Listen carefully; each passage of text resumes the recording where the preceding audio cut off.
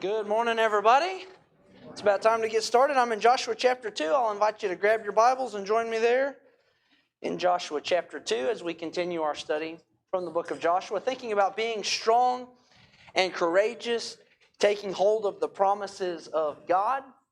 We're working our way through the book of Joshua and just thinking about the encouragement that God has given to His people, the confidence that He has given to His people, so that His people can go and take hold of the promises of God. And if you remember last week, one of the things that we really emphasized was the promises of God are paramount to what Israel is about to do in going and taking the land. They are fulfilling something that more than 400 years before God had promised that He would do. But in order for them to have this land, they had to go and take hold of it. There was something that His people had to do. And so as Joshua begins, Yahweh comes to Joshua with words of encouragement and a very clear expectation. We talked about this verse last week in Joshua chapter 1 and verse number 6. Yahweh says to Joshua, "Be strong and courageous, for you shall cause this people to inherit the land that I swore to their fathers to give them." And so Joshua, what we're going to see today and in the coming weeks is Joshua's belief and response to what Yahweh says to him is going to set the tone for the book. He believes what God says. But so do many other people. And that's what we're going to see from chapter 2 today. But Joshua, as soon as Yahweh tells him these things, he immediately, if you remember there at the end of chapter 1, he goes to his commanders, verse number 10. He tells them, get ready, we're going to go take the land. He prepares the people to do this in verses 12 through 15. And they are with him. Look again at verse number 16. And they answered Joshua, all that you have commanded us, we will do. And wherever you send us, we will go. Just as we obeyed Moses in all things, so we will obey you. Only may the Lord your God be with you as He was with Moses. Whoever rebels against your commandment and disobeys your words, whatever you command him shall be put to death. Only be strong and courageous. And so the people are with him. God is with him. They are going to take this land. And I want you to notice the first thing that Joshua does in Joshua chapter 2 and verse number 1. And Joshua the son of Nun sent 2 men secretly from Shittim as spies, saying, go view the land, especially Jericho. Now, does that remind you of any other episodes in the Bible story prior to this? Does that remind you of anything? I think back to Numbers chapter 12, Numbers 11 and 12. When Israel, after they had come out of Egypt, they'd been 2 years outside of Egypt, and finally they come to the edge of the promised land. And God says, I'm going to give you this land, go in and take it. What does Moses do? He sends the spies in to go and see the land. Now this mirrors what happened 38 years before. But what's different this time? Let me ask you this. What is different this time as Joshua is sending these spies into the land? John? The old people are dead. All the old people are dead. That's right. Yeah. A new generation is standing here. A new generation has an opportunity to enter the promised land. The previous generation, they made it very clear. They thought they couldn't do it. There's giants. We cannot take this land, right? A new opportunity is about to happen. George? And they're absolutely right. They couldn't do it. That's right. And that was the problem. These people believe, though they can't do it, God will do it. That's right. The hearts of the people are very different here in the book of Joshua. And I think we are intended to see that contrast. Because where the previous generation failed, this generation would accept, even if they were afraid, they would accept that God told them, I'm giving you this land. And they would do what God said. No? Yeah, and they have a new leader. Of course, he'd been there with Moses a lot. Yeah, you're right. Moses is dead. But now Joshua has taken over. I'd like to suggest to you what we see at the beginning of the book of Joshua is the righting of wrongs from the past generation. In fact, over the next couple chapters, we're going to see parallel events that the previous generation went through. A covenant with God, crossing over the waters, beginning something new, listening to the directives of God. And what we see from this new generation is a very different response. People who believe God and they move forward towards the promised land. Now, let me just acknowledge this. They don't do it perfectly. In fact, we're going to see some slip-ups from them along the way. But what we do see from them is that they believed God and they altered their behavior because they believed God. And so, after Yahweh's affirmation here in Joshua chapter 1, what you might expect from the narrative story is they go across the Jordan River and they start taking the land. But chapter 2 does something very unexpected. It takes us on a sidebar of what happens before they enter the land. And we're introduced to a very interesting woman named Rahab. Now, what was Rahab's profession? Okay, she was a harlot, right? So we're talking about someone who's being introduced into this story, who is not just a Canaanite, but she is someone of disrepute, dishonor, and not exactly the kind of person you would see as a hero in this story, right?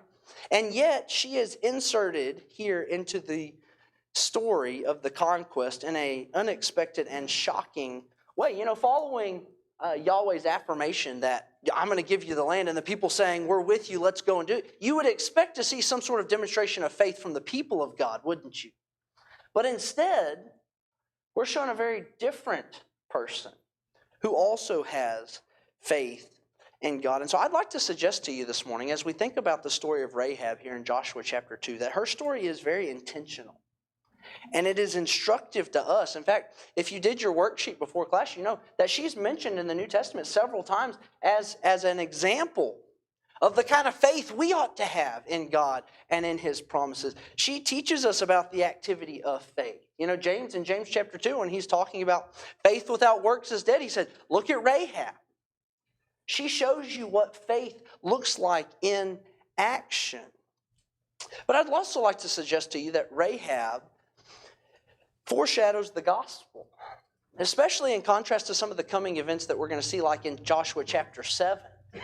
So Rahab, she was an outsider, right? So you have God's people who are given these promises from God that they're going to go and take the land. And here are the Canaanites who are going to take the brunt of that, right? Of course, it was all from judgment from God, but Rahab, she was an outsider. She was devoted to destruction as an enemy of God. But what we see from her story is that she was saved by grace through faith. In fact, she's not only going to become part of the people of God, but she's going to become part of the very lineage of Christ. It's a very powerful story that we see from her. In fact, the concept of hesed, the covenant mercy and faithfulness of God, is emphasized throughout her story. And again, that's contrasted by someone like Achan that we're going to study about in a couple weeks from chapter 7, who was an insider from the people of God, who should have inherited the promises of God. But he became devoted to destruction because of his unbelief and because of his failure. Rahab's story today, what we're going to see here in chapter 2, Rahab's story shows us what sort of people God is looking for. He's looking for people who trust in Him, who recognize they are at the mercy of God, and who accept the terms that God gives them. Because this unexpected Canaanite woman, she becomes the focal point of the story that we thought would feature Israel. And she serves to emphasize the mercy and the promises of God.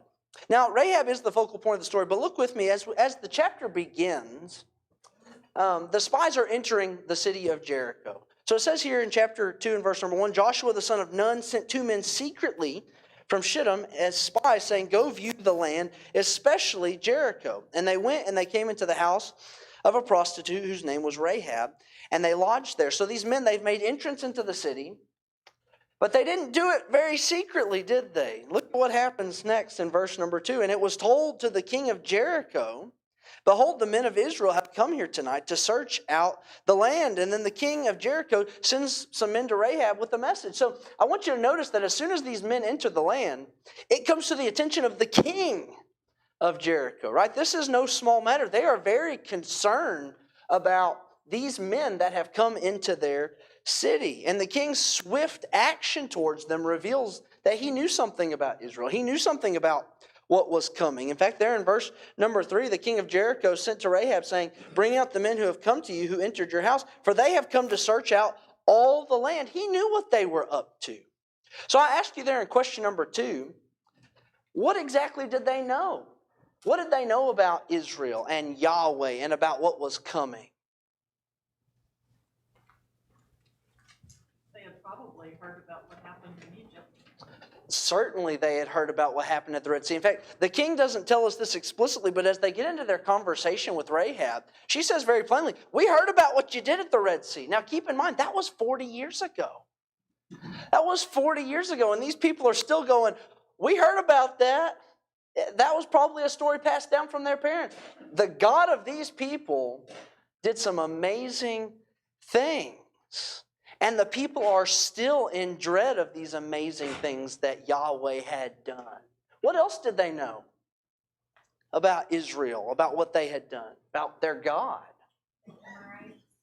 Say again? They knew about the Amorites. They knew about the Amorites, right? Og and Sihon, the defeat of these two really great kings. In fact, this is documented in Numbers chapter 21. And let me tell you, if you don't know about this story, this was a very historically significant event that was mentioned multiple times throughout Old Testament history. I just wrote down a few. It's mentioned in Deuteronomy. It's mentioned in Nehemiah. It's mentioned in the Psalms. It's mentioned here again multiple times in the book of Joshua. The kings Og and Sihon were two Amorite kings, and I've got a map up here just to kind of give you a point of reference. Hang on, here we go. So as you can see over here on the left-hand side, you've got the Sea of Galilee, the Jordan River, the Dead Sea, which forms that border, that eastern border of the land of Canaan, which was everything to the left.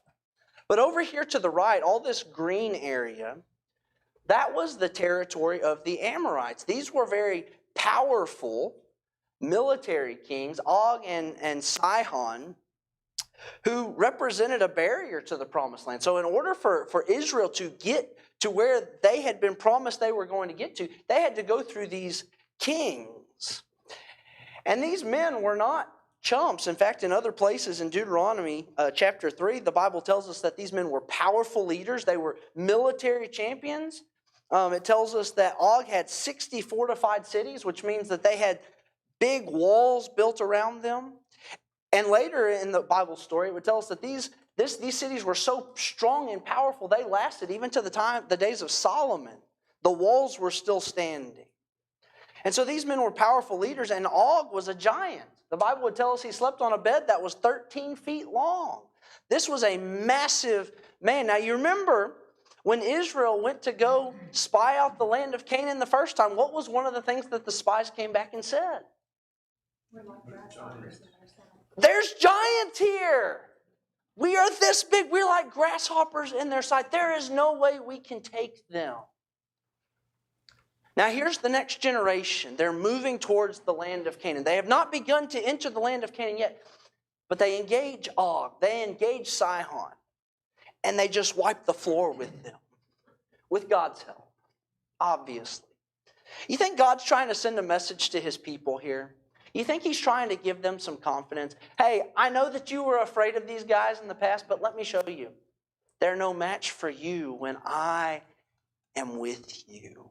My friends, that's a powerful message that God wants to send his people. It seems to me that God was very aware of their fears. And yet he shows them, you don't have to worry about those things. I am with you wherever you go. Nick? You reminded me of it when you said the name.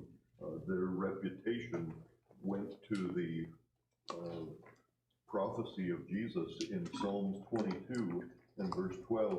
Many bulls have surrounded me, strong bulls of Bashan That's have right. encircled me. So their reputation was widely known, and like you said, the children of Israel took them easily so that they're barely even a blip on the radar. Yeah, that's right. In fact, the Bible would tell us they didn't just defeat them, they destroyed all of them. It said that Og had no descendants remaining after they were dead. They wiped out the giants. Now, I don't know about you, but if I'm sitting on the other side of the Jordan and I hear, hey, somebody took out the giants, I'm going to be a little afraid, right? That's going to strike some fear into the hearts of the enemies of God's people. George? I think it's important to note, and I get this from how Rahab worded this, telling them what they knew. Okay, They knew that their God was fighting. that's right. And no matter how powerful they were, they couldn't defeat their God. I don't know that it was so much like Israel. It became evident to them. I mean, obviously they knew about the miracles. These are things that Israel can't do. Israel can't part the Red Sea. You know, they knew God was fighting for them, and that was it for them. they weren't going to be able to. Yeah, that's an excellent point. The emphasis is not on the people of God. It's on the God that is leading them and doing all of these things. And that becomes, we'll talk about this more in just a moment, but that becomes very evident in Rahab's statements. And that's really what motivates her decisions, isn't it? She doesn't say, I want to come fight with y'all because I think y'all are stronger. She said, you're God, Yahweh. He is king of the heavens, the God of the heavens, God of the earth. You know, he's the one. No? I was going to mention about the numbers that he's Okay. seeing. I mean, here, I don't know how big his kingdom was, but I think Jericho was probably the only fortified city there. Okay. But he couldn't bash up the numbers. That he saw this, he saw this whole nation on the other side of the river. Sure. And you probably just a sea of people that you can't see from one side to the other. Sure. So I imagine he was concerned about that a little bit. Yeah, absolutely. The king was very concerned about what he knew and what he saw about Israel and their God. Yeah. Dennis? Well, going back to George's point, I've always liked verse 11 there in chapter 2. Sure. That verse where she's talking and she says, as soon as we heard these things, our hearts melted. Yeah. Neither did there remain any more courage in anyone because of you, for the Lord your God. What a great statement. Yeah. You know, they just totally lost all confidence when they heard these things. Yeah, and you know what's interesting? Obviously that makes sense. That's a natural response to seeing. But that was also a fulfillment of the promise of God. You know, if you look back in Exodus chapter 15, when in the Song of Moses, he's recounting the things that God had done for the people. But it says this in verse number 14, the peoples have heard, they tremble, pangs have seized the inhabitants of Philistia. Now are the chiefs of Edom dismayed, trembling seizes the leaders of Moab.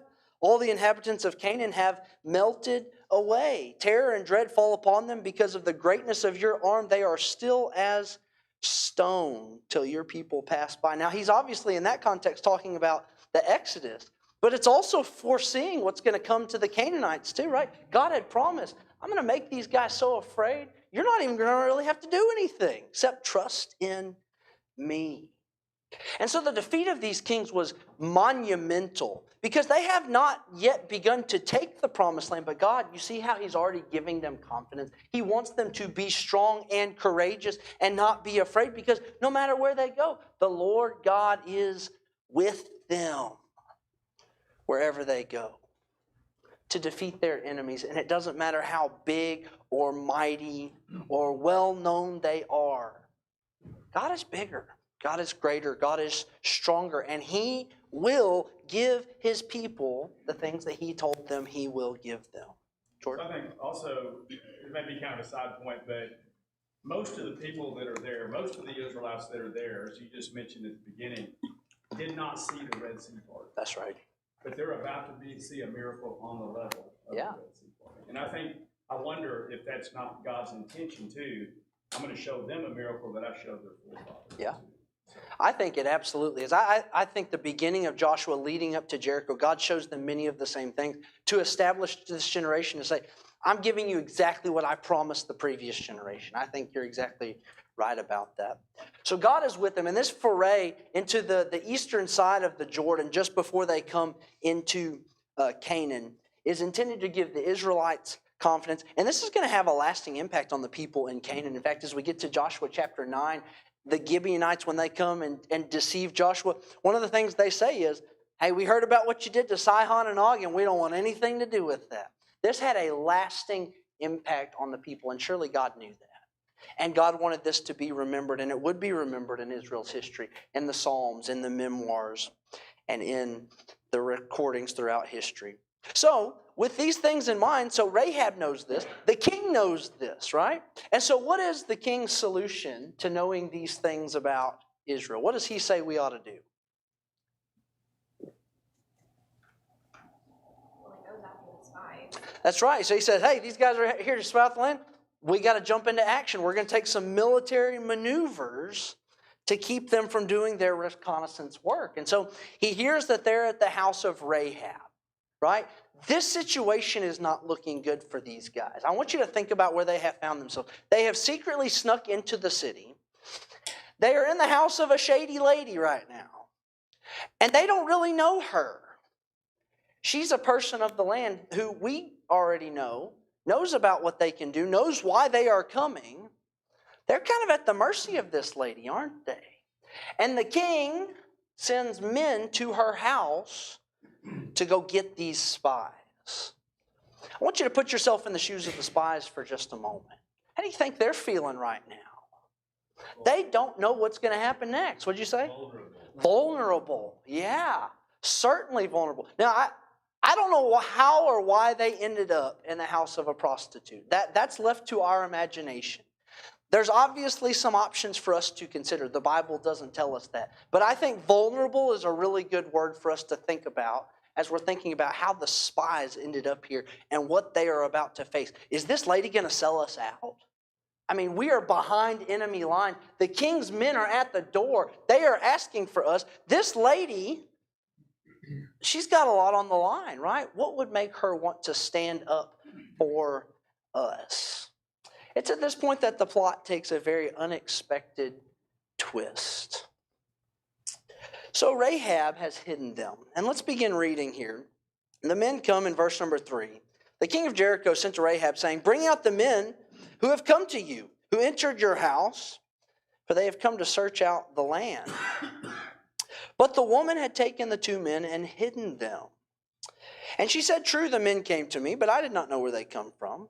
And when the gate was about to be closed at dark, the men went out. I do not know where the men went. Pursue them quickly, for you will overtake them."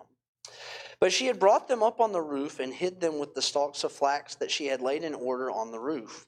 So the men pursued after them on the way to Jordan, as far as the fords, and the gate was shut as soon as the pursuers had gone out. Now here's a woman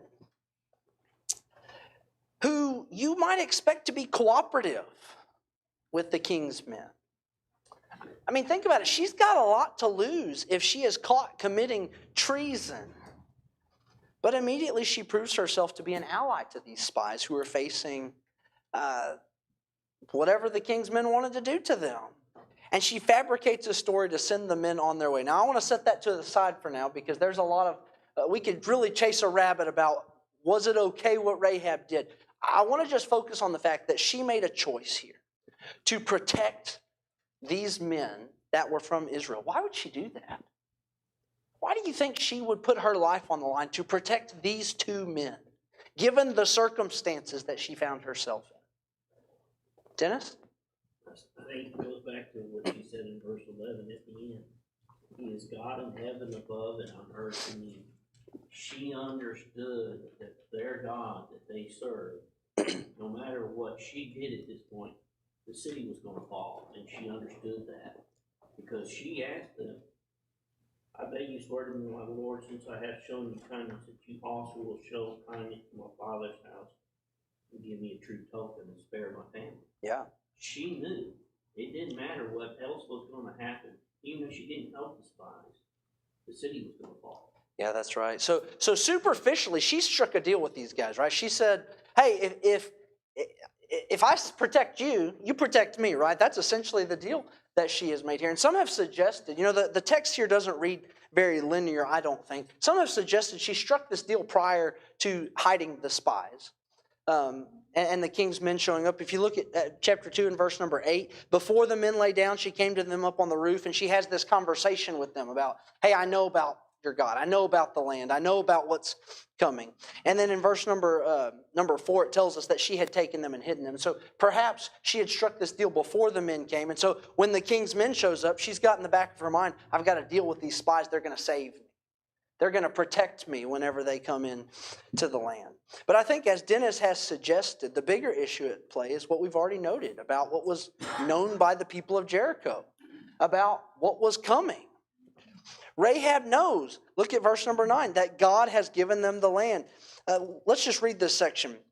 Beginning verse number 8, before the men lay down, Rahab came up to them on the roof and said to them, "I know that the Lord has given you the land, and that the fear of you has fallen upon us, and that all the inhabitants of the land melt away before you. For we have heard how the Lord dried up the water of the Red Sea before you when you came out of Egypt, and what you did to the 2 kings of the Amorites who were beyond the Jordan, to Sihon and Og, whom you have devoted to destruction. And as soon as we heard it, our hearts melted. And there was no spirit left in any man because of you. For the Lord your God, He is God, in the heavens above and on the earth beneath. Now then, please swear to me by the Lord, as I have dealt kindly with you, you also will deal kindly with my father's house. Now, those words that she's using for kindly, those are covenant terms. She's saying, as I have shown you covenant faithfulness, I want you to show me some covenant faithfulness. She's seeing this as a binding arrangement. That's the same word that God uses, hesed, whenever He's talking about His covenant responsibility in relationship to His people. And she's saying, I'm asking you, enter into this with me. That you will deal kindly with my father's house and give me a sure sign that you will save alive my father and my mother and my brothers and sisters and all who belong to them and deliver our lives from death. And the men said to her, our life for yours, even to death, if you do not tell this business of ours. Then when the Lord gives us the land, we will deal kindly and faithfully with you. I want you to notice two things that she says here. First, she says, I know that Yahweh has given you the land. Now, why would that be an important statement for her to make? Why might it be odd that she makes that statement? It's probably a better question. Well, John? it informs her decision that she decided to help them and took the risk of putting herself at odds with the king's men. But the fact that she knew, probably a lot of people figured that out, that they're coming.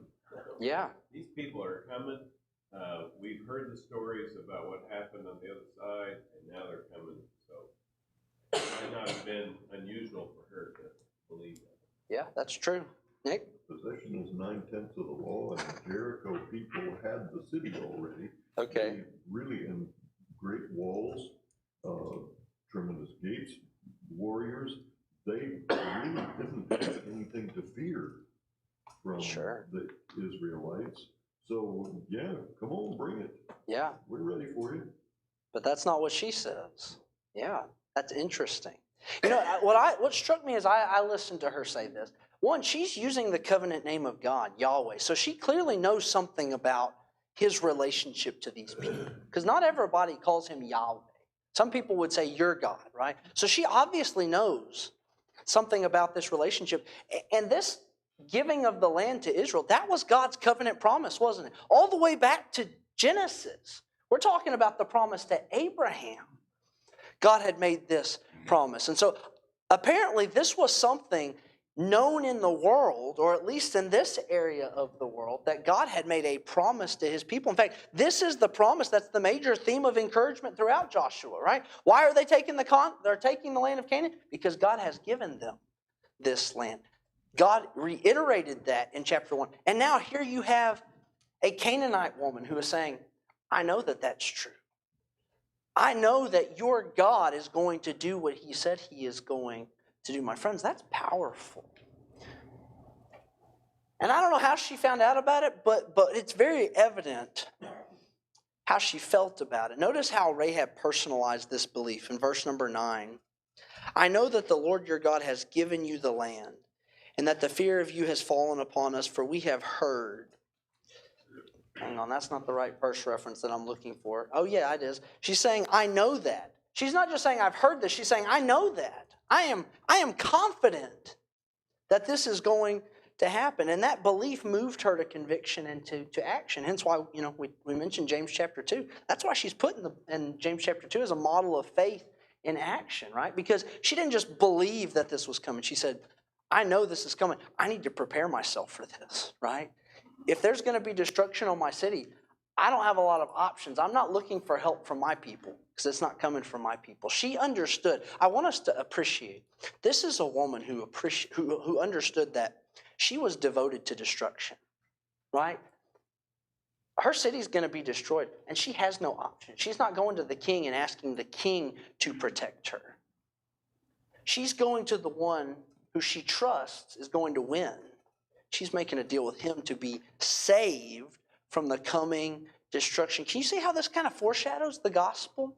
See, as the people of God today, we've got to appreciate that judgment is coming, right?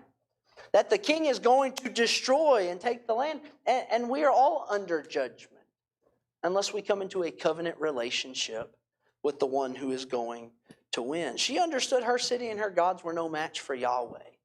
And so she says in verse number 11, Yahweh, your God, He is that God in the heavens above and on the earth beneath. Basically what Rahab is saying is, I understand that your God is top dog.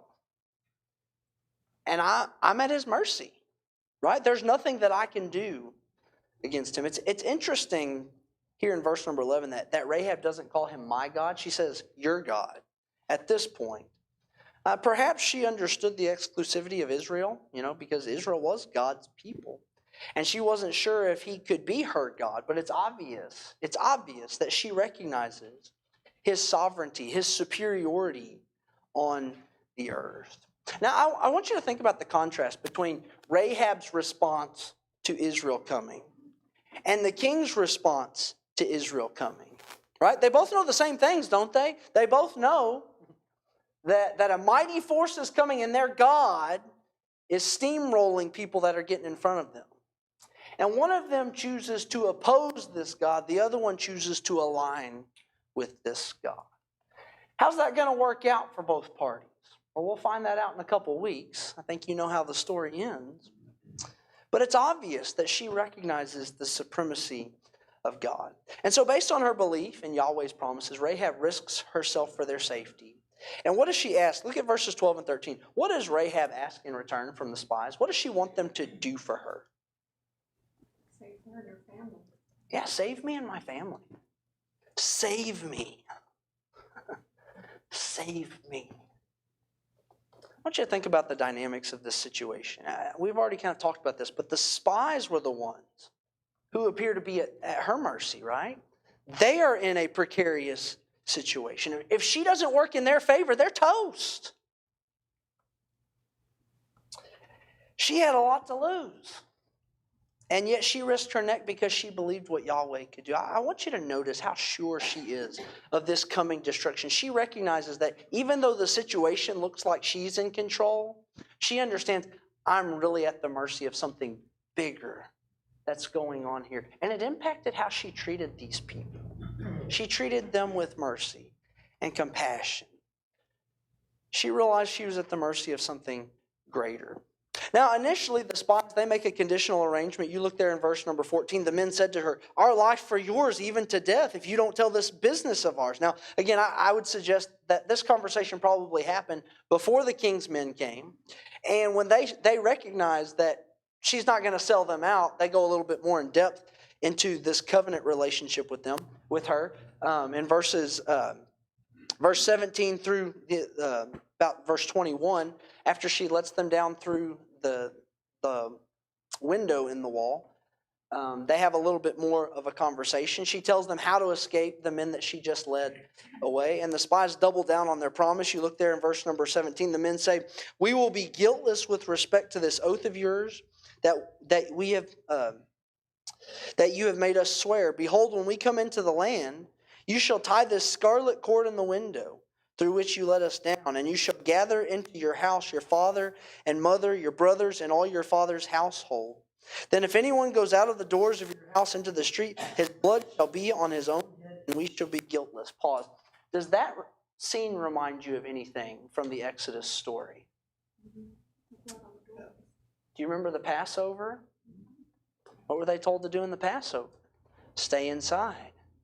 Everybody that's outside is going to be destroyed. Those that are inside who obey the instructions, those are the ones that are going to be saved. You see how so much of this is mimicking what God has already done for His people for a new generation.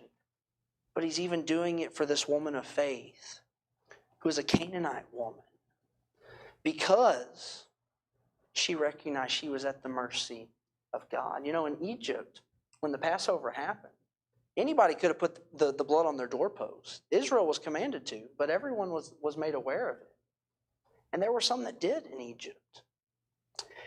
And so what this is showing us is that God is not just interested in people that are born into the nation of Israel. He's showing us that His mercy is for those who are willing to trust Him, to trust His plans and His purposes, even if it doesn't make sense. I mean, you think about what they are asking her to do. Hey, we're going to come besiege your city, and you live in the wall. And by the way, we're going to knock the walls down, but I want you to stay in your room and don't leave, and you will be saved. Does that make sense? No.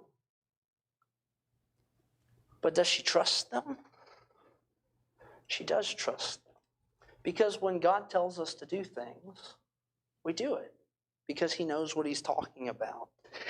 And so she makes this arrangement with them. They give her these very explicit instructions and the promise that they will personally vouch for her safety. You look at the end of verse number 19. If anyone goes out of the doors of your house into the street, his blood shall be on his own hand, and we shall be guiltless. But if a hand is laid on anyone who is in your house, his blood shall be on our head. So basically what they're saying is, we're going to make sure you are safe whenever we come in to the land.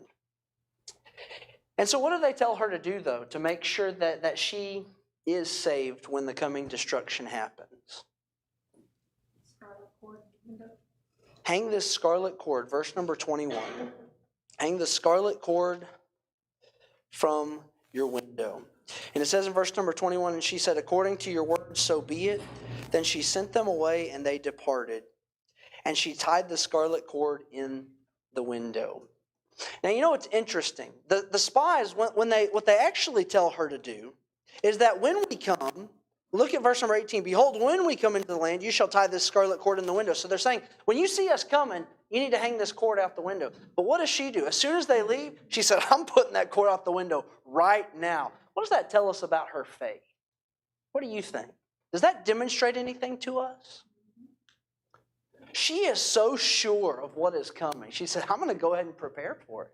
I'm putting this scarlet yarn out my window because I know that y'all are coming. I know that destruction is coming, and I know that the only way I'm going to be saved is doing what you said.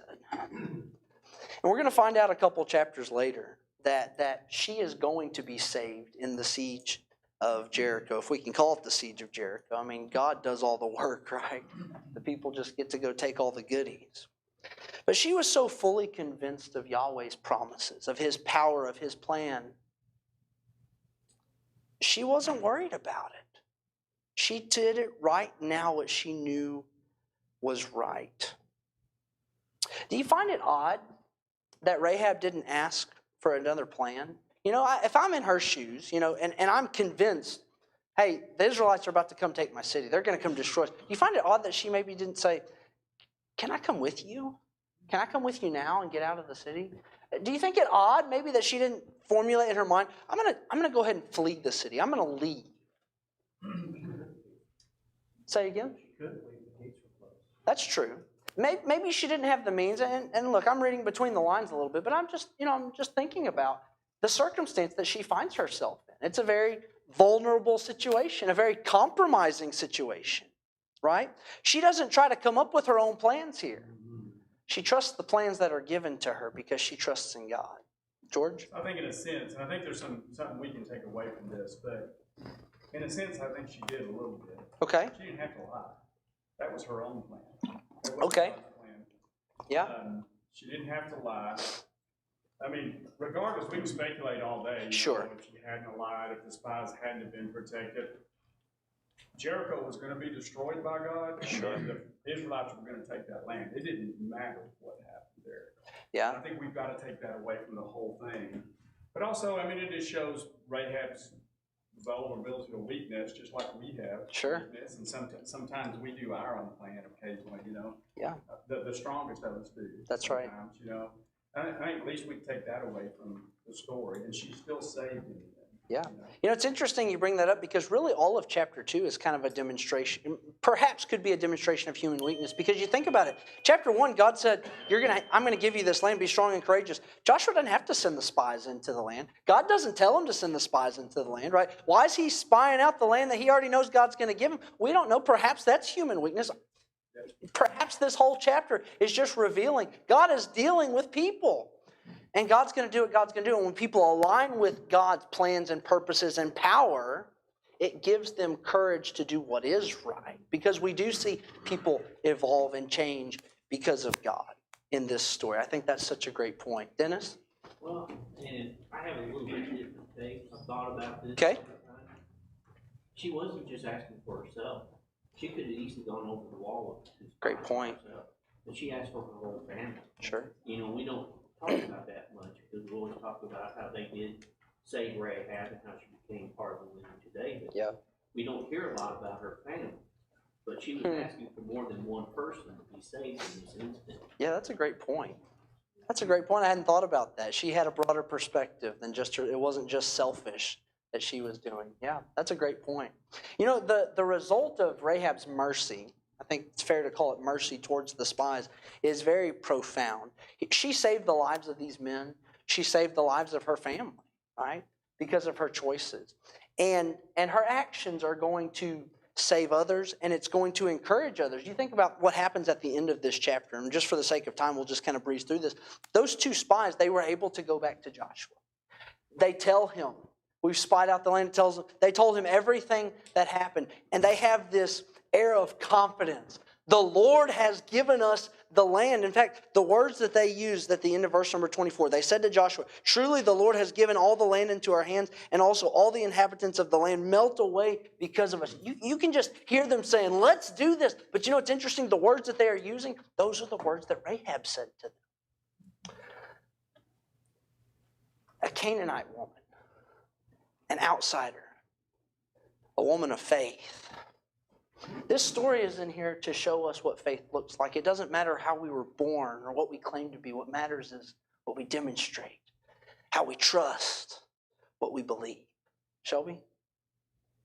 First of all, sorry you've already made this point. I squirreled around a lot I'm here. during all of this, but I was thinking it's really interesting, Rahab's faith versus the Israelites' faith. Rahab not seeing it, they saw it, and then I was just thinking, you know, John telling us that blessed are those who have not seen And yet believed, and it's like, what happens for her after that? She's not questioning God. That's right. The Israelites were questioning God so much, and they were seeing it. Yeah. They saw everything. She didn't see it, and she's like, yeah, no, this is the God. We're gonna do what his plan is. Whatever he's gonna do, I'm gonna do that. Yeah. Yeah, great point. It's all foreshadowing of what the gospel is showing us, isn't it? Yeah, Jim. So, I probably disagree a little bit about if she hadn't done it, God will find another plan and find another person, okay? Okay. But the scarlet out the window, so, it wasn't for the army that was coming to kill them, right? It wasn't for God. God didn't need to see the scarlet. It was another test of faith. Sure. You put the scarlet out, and when you do that, because what you did, not just because you earned it, because you had faith in me, that I said you had to do that, I would save you. Because that was the only part that was standing at the wall, right? That's right. And it wouldn't matter if it's, it only mattered because God said, you put the scarlet out. And that's what you did. And sometimes we say, well, why do we do that? Because that's what God said. It's okay. Yeah. What a great example. Right? Great point. Jake? Jess? One of the things that's captivated me about this story is thinking about the ideas of honor and shame. Okay.